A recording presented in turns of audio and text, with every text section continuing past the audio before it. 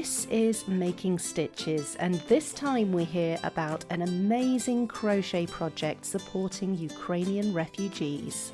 At the end of March and beginning of April, we started with the idea of creating a little amigurumi, a little plush toy, which would become potentially a symbol of resistance of refugees, and through which we could support economically and financially these women, give them a purpose, and most importantly, help them through therapy to deal with this trauma that most of them have.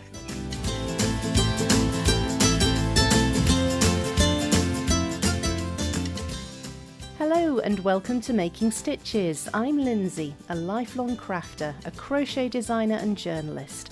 I love to hear people's stories, and each episode on Making Stitches I like to share chats I've had with inspiring makers. Well, this time I'm sharing a conversation I had with a man who, although he doesn't crochet himself, has found a way to help women displaced by the war in Ukraine through the craft of crochet. Rafael saw at first hand the plight of Ukrainian refugees when he landed at his home airport of Madrid in March this year, back at the start of the conflict. He asked his friend Rita, a crochet designer, to help him come up with a plan to help the women he'd seen at the airport, to give them a purpose and benefit from the therapeutic effects of crafting. In a matter of weeks, Amoami was born. The social enterprise has trained Ukrainian women in Spain and Switzerland to make amigurumi bears, which are then sold and sent around the world. My name is Rafael. I'm the co-founder of Amoami project. It's a social enterprise and an association in which we take crochet as the main mean to heal, to therapy women who are refugees from the Ukrainian conflict. And how did this come about? Well, this actually this happened in the end of March 2022, of course, this year, in the aftermath of Russia's invasion of and the war in Ukraine. I actually landed in the airport in Madrid from a European trip, and I just bumped into like 200 women refugees that were coming from Ukraine, and children. And I saw like a bunch of volunteers trying to organize the arrival of these women. And I literally saw the devastation reflected in the eyes of these Ukrainian refugees coming to Spain, and they didn't know where they just landed, what they were going to do, and where they were coming from, basically, no? And I was determined to find a way to help this community from a different angle, from a different approach, not just through humanitarian aid or donations directly to Ukraine, but how to help integrate this new community into their new environment, the new society in which they just found themselves. So we, at the end of March and beginning of April, we started with the idea of creating a little amigurumi, a little plush toy, which would become potentially a symbol of resistance of refugees, and through which we could support economically and financially these women, give them a purpose, and most importantly, help them through therapy to deal with this trauma that most of them have. No? And the women that you're working with, were they crocheters before, or have you had to teach people how to crochet in order to do this? Most of them have been crocheting before. A few of them are very young, and they just did some craft work before when they were teenagers, but we had to retake and retrain them briefly on the art of amigurumi, because as you know, it's quite specific. Amigurumi is just not crochet per se, so it requires a different technique, not more precise not more precise or different than crochet per se. So we had to train different women for what we created the pattern of our model of our amigurumi in Ukrainian, Spanish, and English. And then we recorded ourselves, the other co-founder, Rita, who is the designer. She recorded herself knitting and crocheting every part of the teddy bear that we created, that we made. And we did a YouTube channel in order to train those women who couldn't be present during the workshops that we organized in Madrid. I'm not sure if you know, but we have different communities spread around Europe. The seat was Madrid, but we have different women in Galicia, in Andalusia, in Malaga, Alicante, Madrid, as I said, and in Switzerland. In Switzerland, we have 25 women who are working from Lausanne, Basel, and Geneva areas. Gosh, that just goes to show the spread of the people who, people have had to go far and wide to escape this trauma, haven't they? Exactly. What kind of benefits then have you seen with the women that you've been working with? So it's been an incredible journey. It's an incredible, even as a therapy for me myself, or for the co-founders, have been incredibly enriching experience, and it is because we see the progression and evolution in these women, in the way they interact with one another, but also the way they feel empowered about what they do and where they live. It's remarkable to see the very first meeting that we held in Madrid, end of March, to explain, to pitch our project and to attract these women to participate. And it's true that they were, first of all, very skeptical, very scared even to just tell their names, to share their experiences, and to communicate with us. And they were skeptical to talk to one another even, and to see how now this is giving them a purpose of belonging to a group, to a community. It's really amazing. They tell us that these moments that they spend every day crocheting helps them tremendously to evade themselves from the thoughts of who has remained in Ukraine, her husbands, her sons who couldn't escape Ukraine, and the mere fear of every day to wake up to a call saying that something's happened to their houses or to their family is terrific. It's horrible for them.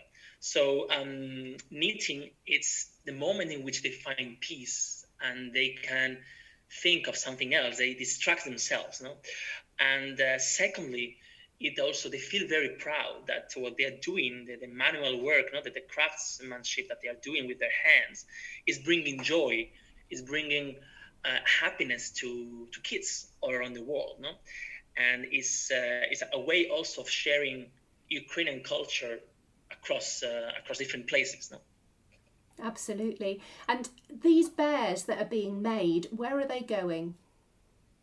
They're going everywhere. We started, as I said, in Spain, and actually it's funny because we started telling the story of each woman and our project in Spanish only, and then all of a sudden, after 12 or even less, 10 posts, we had to revert the language and speak just in English, and then maybe also have subtitles or a second language in Spanish, because the interest came from all over the world, and we are especially sending bears to the US. I would say 50% goes to the US and Australia, New Zealand. We are sending to Hong Kong as well. We've sent to Brazil, Chile, the UK, of course, all across Europe. And we see the distribution of bears is very, very equally distributed among the rest of the countries. So it's there are interests everywhere. There's solidarity everywhere, actually. Absolutely. And the money that you're raising through selling these bears, where does that go? So 70% of the funds of the price of the cost of the client pays for a bear goes directly to the woman, to the knitter, and to the purchase of material. So basically the cotton, the hypoallergenic stuffing. We pack the bears in a very beautiful plant-based biodegradable bag that we have printed our logo, and then we also include a postcard signed by the knitter, by the crocheter, no? And in which we tell the story of the project. So all of this and goes directly to the knitter and for this material, and the rest is for us to pay the domains, the marketing purposes, and to expand the project across different places. Because the way we do and we want to grow is what we've done so far is to go through different phases. At the beginning, we do prototype phase to see whether women can first of all, and they are able to produce to crochet this bear. And then once we do this prototype approval, we start shipping materials directly to each woman or to each center, for the redistribution. So are you hoping to expand that and then go to other places to find Ukrainian women who can join you? Exactly. We started in Spain as we live here in Madrid, and then we try to expand secondly to French-speaking countries because I speak French as well. And then it was Switzerland, a Swiss organization that replied right away. It's called Free Ukraine. And they replied right away, helping us recruit women and spread the message. And that's randomly the second country where we opened our second community, community. But we know that the concentration of refugees is higher in the bordering countries, closer to the geography of Ukraine, like Poland, Romania, even Germany, than Spain and Switzerland. So our intention is to expand to those areas, to have more impact on the refugee community. Indeed. And is there anything that you can advise people to do if they want to support you? Yes, we are constantly looking for people to help us in many different ways.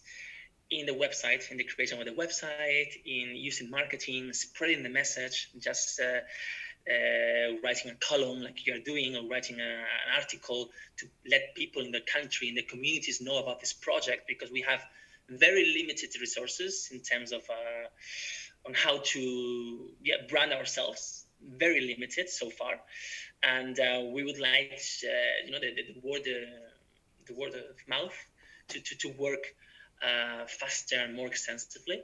And we are also asking people if they know of any Ukrainian woman anywhere in Europe or in the world who can knit and who can crochet amigurumi.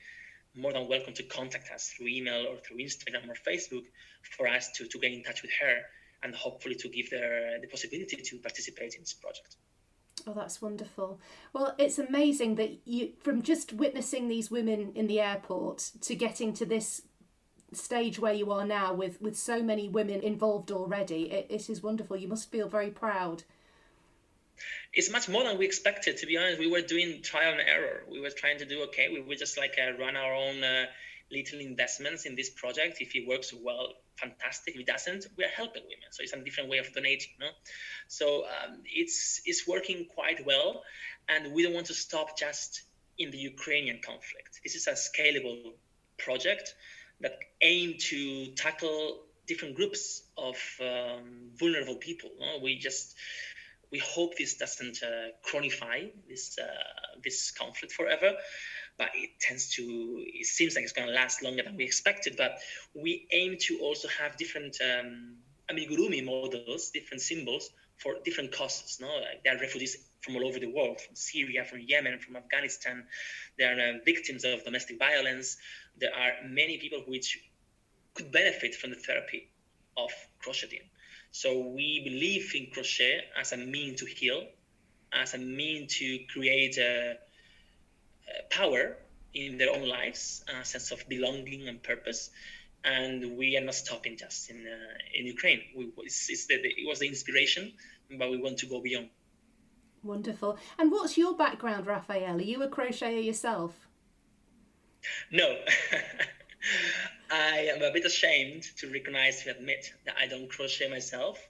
To be honest, I've always been raised next to my grandma crocheting, so it's something that is even emotional for me, because she was an amazing artist doing all sorts of wonderful work and crafts with her hands, and it's something that's has always resonated in me, because I grew up with it, but I don't crochet myself. So my background is basically I work for a completely different background, sort of company. I work for in supply chain, basically for a French company. And I've been living across the world in Hong Kong, in the UK, in the US, the Middle East for the past 10 years. And I just happened to land back in Europe very recently to find this horror that we have in our soil. So my background is completely different, but I'm learning a lot. I'm loving more than ever my involvement with crochet. But it's the other co-founder, Rita, that she's an expert in amigurumi, and I couldn't have started this project without her, because she was the designer and the technical mind behind this. It's a beautiful little bear, and it's so nice that he wears it looks like Ukrainian embroidery, the little sort of collar that he has. Yes, we were doing some field work before to find out what's the typical animal that could represent Ukraine, and it happens, as most of the countries, that they don't have any. They have many, they don't have one animal that represents the country per se. So we thought to do something easy and simple, but at the same time with a wink, with an Ukrainian inspiration. And we thought that these beautiful embroideries that Ukrainian garments and shirts and dresses have, which mostly are knitted in red and black, could be the source of inspiration. So we created a scarf or jumper that the little bear has, and we just replicated some sort of embroidery that reminded us of the Ukrainian ones. And we give complete freedom to each woman to customize the bear the way they want, because they know better than us what an Ukrainian embroidery is like. So some of them do little hearts, little motifs, floral, and it's gorgeous. And we just launched actually the second collection of Amoami bears, which is tiny ones, the mini version of 9 centimeters by 5 centimeters, which are ideal for Christmas decoration, for the Christmas tree, or the doors, or the drawers. So we have now these 2 teddy bears that came from the Ukraine inspiration. If somebody wants to buy one of the bears, what should they do? How can they find them? So we are working, as I said, on the website, on our own online store, which still we don't have. So we receive orders via our email, info@amoami.eu, and Instagram and Facebook. And they can drop us any message. We tend to reply very, very fast, as I think you experienced. Absolutely. And we are more than welcome to hear suggestions, even to hear comments, how to improve, and of course orders to keep us alive. Wonderful. Oh, well, Rafael, thank you so much for your time. It's been absolutely fascinating, and I wish you all the best and good luck with expanding what you're doing. It's a wonderful thing. Thank you very much, Lindsay, for your interest, for writing us, because it's amazing to hear, to receive these kind of inquiries. My thanks to Rafael for agreeing to speak to me for Making Stitches. If you'd like to find out more about the Amoami project, you can find their links in the show notes for this episode. You'll also be able to read about Amoami and the work of other crocheters to support people affected by the war in Ukraine in a future edition of Simply Crochet magazine. I've been researching an article for the magazine about the subject, and it really is amazing to hear how the crochet community has pulled together to try to help. That issue of Simply Crochet will be published on the 27th of December. And I'd just like to say a huge thank you to you for listening. In the last couple of weeks, Making Stitches made it to the top of the Apple Podcast charts for craft podcasts in the UK and Canada, in Australia and New Zealand, and even made it to number 5 in the USA. That's down to people spreading the word by sharing episodes and leaving reviews on podcast platforms. Thank you so much for doing that. By sharing in this way, more people get to hear about the podcast and are able to enjoy it too. If you want to be kept up to date with what's going on with Making Stitches and get exclusive offers, you can sign up to the Making Stitches newsletter. There's a link to do this in the show notes for this episode. All that's left is for me to say thank you again for listening and for all your support. I'll be back again in 2 weeks' time with more inspiring creative chat. Until then, stay safe and enjoy your crafting.